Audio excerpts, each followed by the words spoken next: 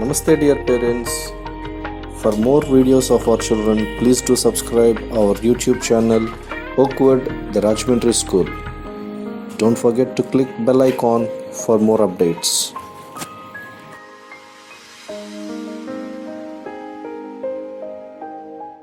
మాతృభాష తెలుగైనా పరాయి భాషని పట్టుకు వేళ్లాడుతూ అమ్మ భాషను నిర్లక్ష్యం చేయడం పాలు తాగి రొమ్ముగుద్దినట్టే. అన్ని భాషలు నేర్చుకోండి, అన్ని భాషల్లోనూ మాట్లాడండి. మరీ ముఖ్యంగా ఆంగ్ల భాష ఇవాళ మనకు అన్నపూర్ణ, అంటే అన్నం పెట్టే భాష. ఇంగ్లీష్ రాకపోతే సగం జీవిక పోగొట్టుకున్నట్టే. అందుకే హాయిగా నేర్చుకోండి, క్షుణ్ణంగా నేర్చుకోండి. ఇంగ్లీష్లో అనర్గళంగా మాట్లాడే శక్తి సంపాదించండి, కానీ మాతృభాషని మరవకండి. అయితే పూర్వకాలం నుంచి మన అనాదిగా మనకి భారతదేశంలో సంస్కృత భాష అనేటటువంటి చాలా ప్రబలంగా ఉండేది. అయితే మనం మాట్లాడేటటువంటి భాషాంశాలు మరియు పరీక్షలు మొదలగు వాటన్నిటిలో కూడా సంస్కృత భాషనే ప్రధానంగా వినియోగించడం అనేటటువంటిది జరుగుతూ ఉండేది. అయితే ఇది అంతగా విద్యార్థులకు అభ్యసనానికి వీలుగా ఉండదని భావించినటువంటి మనందరికీ తెలిసినటువంటి వ్యక్తి, వ్యవహారిక భాషోద్యమ స్థాపకులైనటువంటి గిడుగు వెంకటరామూర్తి గారు అందరికీ అందుబాటులో ఉండేటటువంటి వ్యవహారిక భాషలోనే భాషా బోధన జరగాలని, పరీక్షలు కూడా అందులోనే నిర్వహించాలని ఉద్యమాన్ని ప్రారంభించి దాన్ని సజావుగా ముందుకు తీసి విజయం సాధించినటువంటి మహోన్నత వ్యక్తి. అలాంటి గిడుగు వెంకటరామూర్తి గారి యొక్క జన్మదినాన్ని మనందరము తెలుగు భాషా దినోత్సవంగా జరుపుకున్నాం. కాబట్టి అలాంటి మహనీయుల్ని మనం మనసారా కీర్తించడం మన యొక్క అందరి కర్తవ్యం. తెలుగు భాష ప్రాధాన్యత గురించి చేయాలంటే ముందు తెలుగు భాష సంబంధించిన తెలుగు వారి యొక్క వేషధారణ చేయాలి. అయితే తెలుగు వారి వేషధారణ గురించి వివరిస్తూ మన విద్యార్థులైనటువంటి వారు చక్కగా ఒక వేషధారణని అలంకరించుకుని వచ్చారు. వారి గురించి ఒక చిన్న పద్యం కట్టి పై మీద కండువాలు వేసుకున్న తెలుగు వేషము అతుల సుందరము సుచిపేయమోనట్టి భాష ఎన్న తెలుగు భాష అగును. చూసారా విద్యార్థులు, ముందు మన తెలుగు వారు అనగానే కింద పంచకట్టు పైన పండు అనేటటువంటిది మన సాంప్రదాయాన్ని తెలియజేస్తుంది. ధన్యవాదాలు.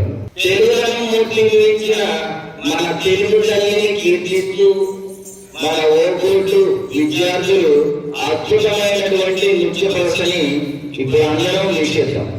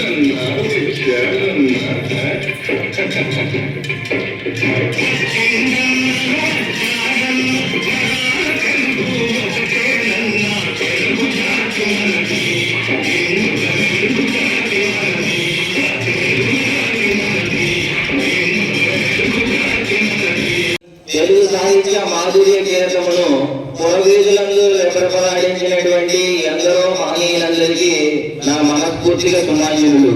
మన పాఠశాలలో తెలుగు భాషా దినోత్సవానికి సందర్భంగా తెలుగు భాషా సామర్థ్య పోటీలు నిర్వహించడం జరిగింది.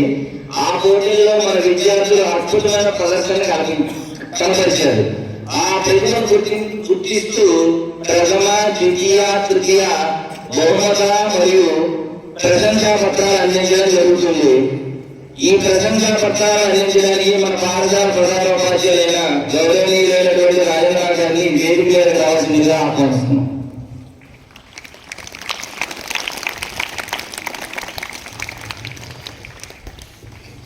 ముందుగా టెన్నిస్ విభాగంలో నర్సరీలో చదువుతున్న కీర్తిశ్రీ కలరింగ్ పోటీలలో ప్రథమ స్థానం పొందింది.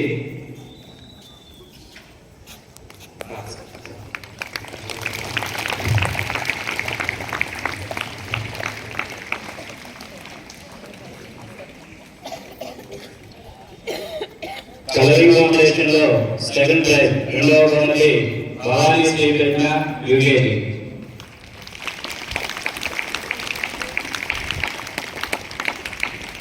మూడవ బహుమతి జ్ఞానికా శ్రీ మొదటి తరగతి.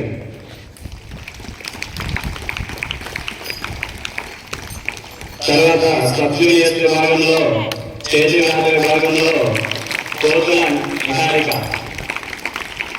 మొదటి బహుమతి గెలుచుకుంది. కోతుల నైనిక మొదటి బహుమతి గెలుచుకుంది. అలాగే హ్యాండ్ రైటింగ్ కాంపిటీషన్ లో రెండవ బహుమతి సుదీష్ణ గగన. అలాగే మూడవ బహుమతి భార్గవ్ జేఎస్ సాయి సంపత్ మూడవ తరగతి. తర్వాత జూనియర్ విభాగంలో పద్యాల పోటీల్లో మొదటి బహుమతి ఎస్విన్ ఐదవ తరగతి.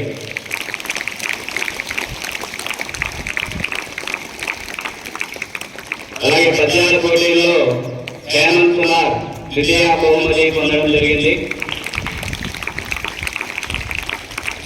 అలాగే పద్యాల పోటీల్లో తృతీయ స్థానం ప్రణవి నాలుగవ తరగతి.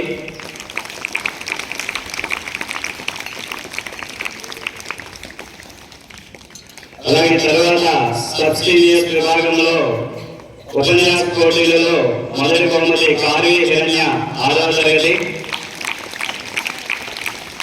సబ్ సీనియర్ విభాగంలో ఉపన్యాస పోటీలలో లోకేష్ ద్వితీయ బహుమతి పొందడం జరిగింది.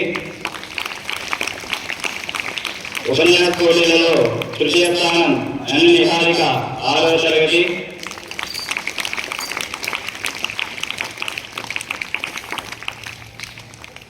సీనియర్ విభాగంలో వ్యాసరచన పోటీలలో నవ్య అమృత 9వ తరగతి మొదటి స్థానం పొందడం జరిగింది. వ్యాసరచన పోటీలలో లేఖశ్రీ 8వ తరగతి ద్వితీయ స్థానం పొందడం జరిగింది. వ్యాసరచన పోటీలలో తృతీయ స్థానం వైష్ణవి నాయుడు 9వ తరగతి తృతీయ స్థానం పొందడం జరిగింది.